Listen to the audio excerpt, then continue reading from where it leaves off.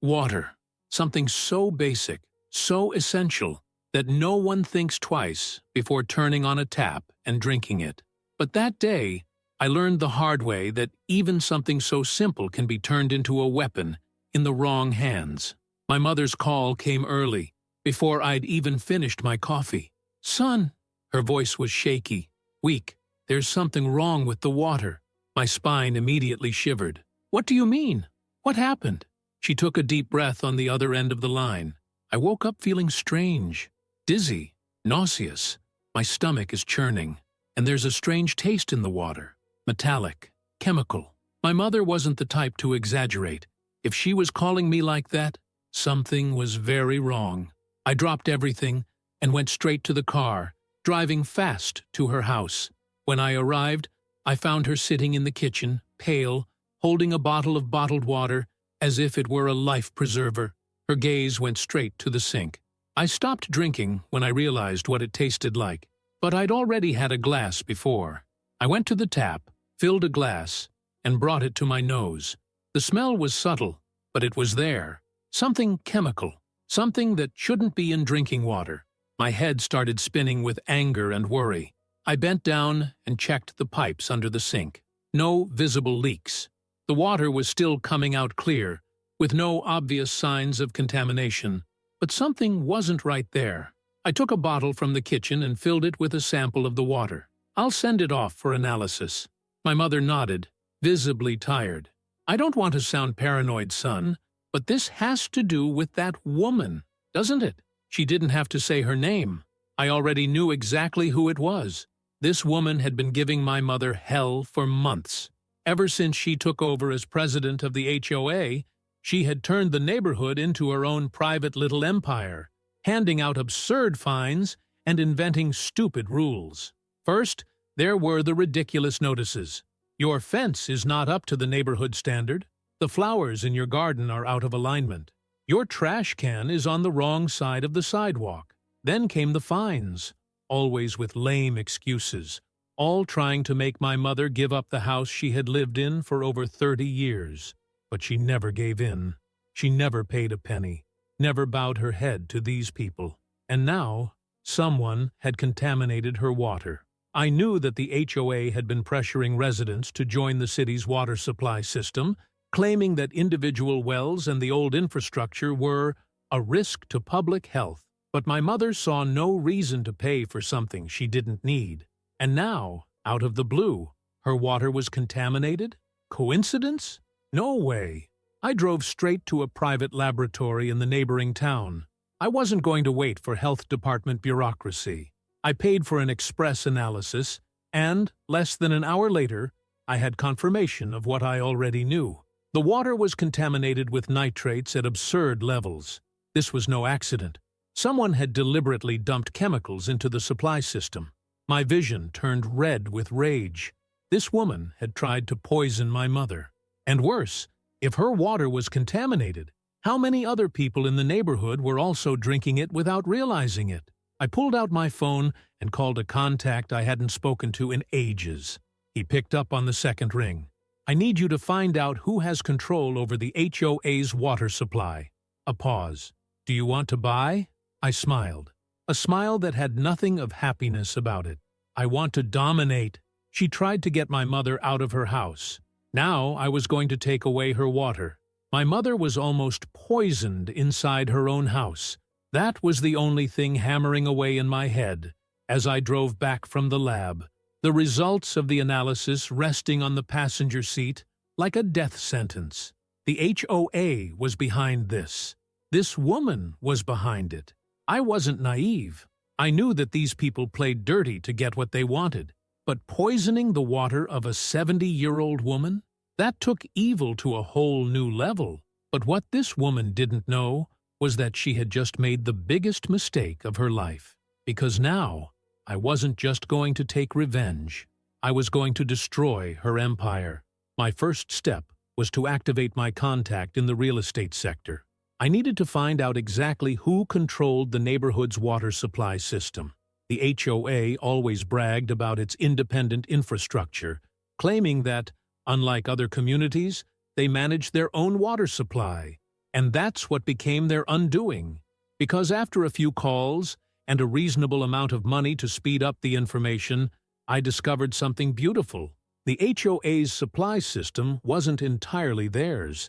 Yes, they managed the distribution, but the licenses and infrastructure were still owned by a private company that provided services to closed neighborhoods. And, even better, the company was selling. For some reason, probably mismanagement, the HOA was behind on maintenance payments for the system. The contract allowed the company to sell the water rights if the payments weren't paid. And guess who was willing to buy? Me.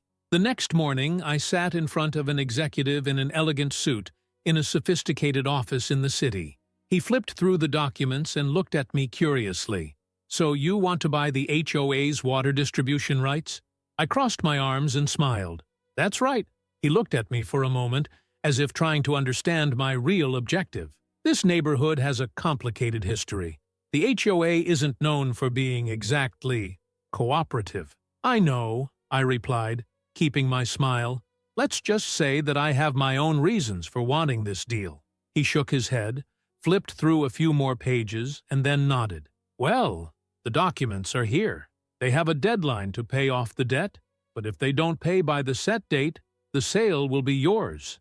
Perfect. Now all I had to do was wait. And I didn't have to wait long.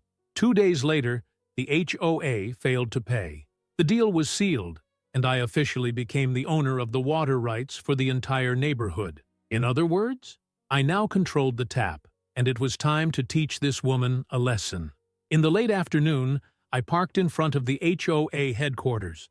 It was a small building, but imposing enough to make her feel like the queen of the neighborhood every time she walked in. And, as expected, there she was, coming out of the building with one of her henchmen, a guy who loved handing out arbitrary fines around the neighborhood.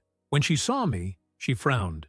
"What are you doing here?" I crossed my arms, in no hurry to answer. "I came to tell you some news." She snorted. "If you've come to complain about your mother's fines again, there's nothing I can do about it. The HOA rules are very clear." "Oh, this has nothing to do with fines." I handed her an envelope. "It has to do with this." She took the envelope suspiciously and opened it, her eyes moving quickly over the first few lines of the acquisition contract. What happened next was beautiful. Her shoulders stiffened, her mouth opened and closed, as if she was trying to process what she was reading. And then it exploded. "This is a joke, right?" The henchman next to her picked up the papers and frowned. "What?" The woman turned to him, trembling with rage. This bastard bought the neighborhood's water rights." The henchman looked at me in astonishment. "What?" I just smiled. "Now I own the tap." She started blinking rapidly, as if expecting to wake up from a nightmare. No, that can't be right. The HOA has been managing the water in this neighborhood for years." I leaned slightly towards her. "Yes, it has, but you didn't pay the bill. And when you don't pay, someone can come and buy it." Her henchman, realizing that this was real, began to get restless. "So that means—" I crossed my arms. "It means that I have the power to shut off the water supply whenever I want." Her expression was one of pure disbelief. "You wouldn't do that." The smile I gave her was cold, without a hint of pity. "Oh yes, I would, and I will. Because if that woman thought she could poison my mother's water, she'd better learn to live without any." The woman stood there, motionless, holding the papers as if trying to absorb what had just happened. Her henchman was still looking at me, waiting for some twist, as if a lawyer was going to appear out of nowhere and say that it was all a mistake. But it wasn't a mistake. I really was the new owner of the neighborhood's water supply, and that meant I could turn off the tap at any time. She finally managed to recover her voice, but she couldn't hide her trembling. "This is an abuse of power. You can't just turn people's water off like that." I crossed my arms, appreciating her despair. "You tried to poison my mother. Now you're worried about abuse of power?" She opened her mouth to protest, but the henchman next to her gave her a nervous look and whispered something. She shut up immediately, as if realizing that making a fuss right then and there would only make her situation worse. I already knew what she was thinking. She was going to run to her lawyers. She was going to try to find some loophole, some way of annulling the contract, but I had done my homework. The contract was iron and fire. I had absolute power over the water in the neighborhood. Now it was only a matter of time before she realized what that really meant. I didn't turn the water off immediately, because, you see, good revenge isn't rushed. First, I spread the word indirectly. I told a few strategic residents, those who hated the HOA, and who I knew would make a point of spreading the news. Within a few hours, the gossip was already going around the neighborhood. Did you hear? He bought the HOA's water supply. Really? Does that mean he can… Exactly. He can shut everything down whenever he wants. The HOA, on the other hand, was in a complete panic. They tried everything. First, they sent letters to the residents saying that it was only a temporary issue and that they were resolving the situation. Then they tried to reach an agreement with me. One of the HOA's lawyers called me and, trying to maintain a professional tone, suggested a renegotiation. I laughed. Renegotiation? Yes, of course. The HOA is willing to offer a fair payment to recover the rights to the supply. Ah, interesting. I paused dramatically. And would that fair payment include, by any chance, my mother's medical costs after you tried to poison her water? The lawyer was silent for a moment. There's no concrete proof that… Ah, good then. We'll let the police and environmental investigators decide that. He sniffled, visibly uncomfortable. Listen, we're trying to resolve this amicably. Ah, but so am I. So much so that I haven't turned off anyone's water yet. He took a deep breath, and I could almost hear the beads of sweat running down his forehead. What do you want? I smiled. I want the HOA to die. The next day, I kept my promise. I turned off the water. It wasn't a total shut-off, yet. I started gradually reducing the pressure until the taps started dripping instead of gushing. On the first day, residents complained of weak taps. On the second, they began to worry. On the third, someone knocked on the HOA's door demanding an explanation. And the best part? There was nothing the HOA could do, because now I was the HOA.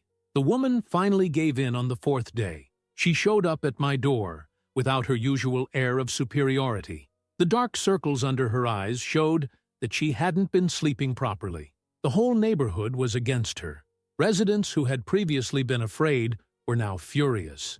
Without running water, the neighborhood was on the verge of a riot. She tried to start with a controlled tone, but she couldn't hide the desperation in her voice. You've proved your point. Now we can settle this like adults. I raised an eyebrow. Like adults? Like when you tried to kill my mother? She took a deep breath, clearly trying to keep her composure. I don't know what you're talking about. I crossed my arms. Right, and I also don't know why the water in the neighborhood has dried up. She clenched her fists, and at that moment I knew she was cracking up inside. What do you want? I smiled, amused by the irony of the situation. I want you to resign from the HOA. Her eyes widened. What? You heard me. I want you to officially resign. I want a document signed, registered, published for the whole neighborhood. I want you to say, loud and clear, that you've given up. She looked like she was going to throw up, but the worst was yet to come. Oh, and there's one more thing. She swallowed. What? I took a step forward, looking straight into her eyes. I want you to leave. Take your things, sell the house, get out. You've lost. The woman looked at me as if I had just killed her with words, but there was no way out. The residents were against her. The water system was under my control.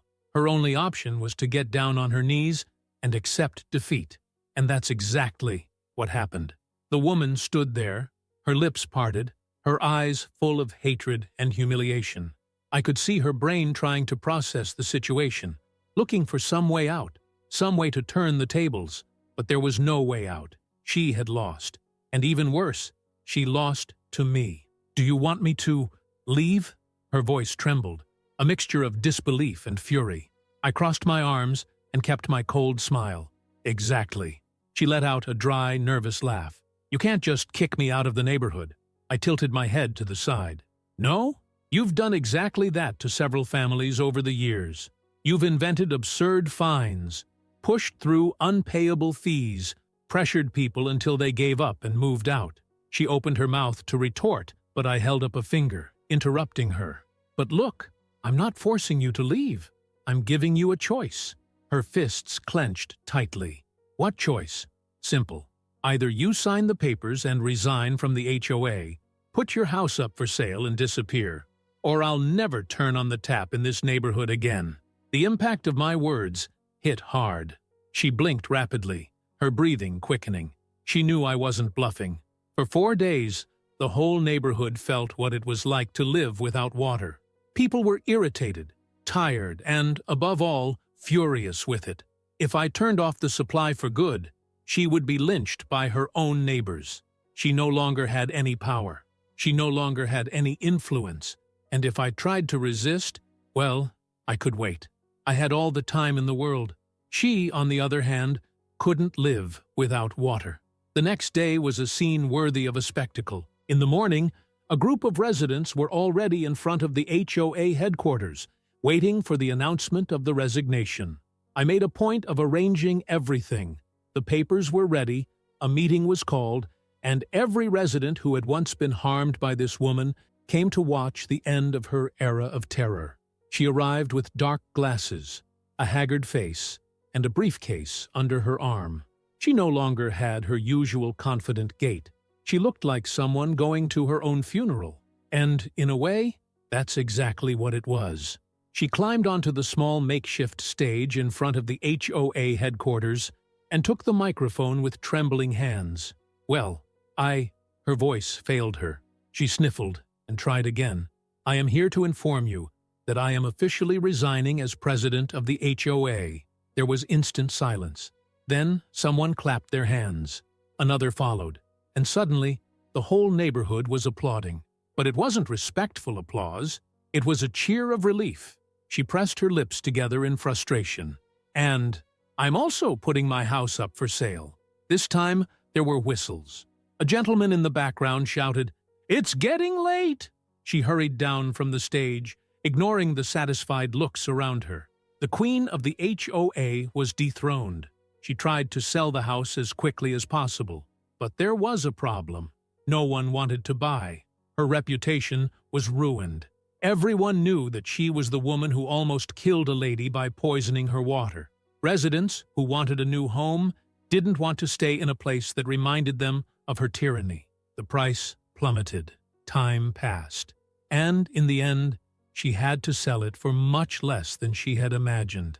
When the moving truck stopped at her door, it was like a public event. People came out of their houses to watch. Some neighbors even brought beach chairs to get a closer look. She hurriedly loaded boxes into the car, avoiding eye contact with anyone. What about me?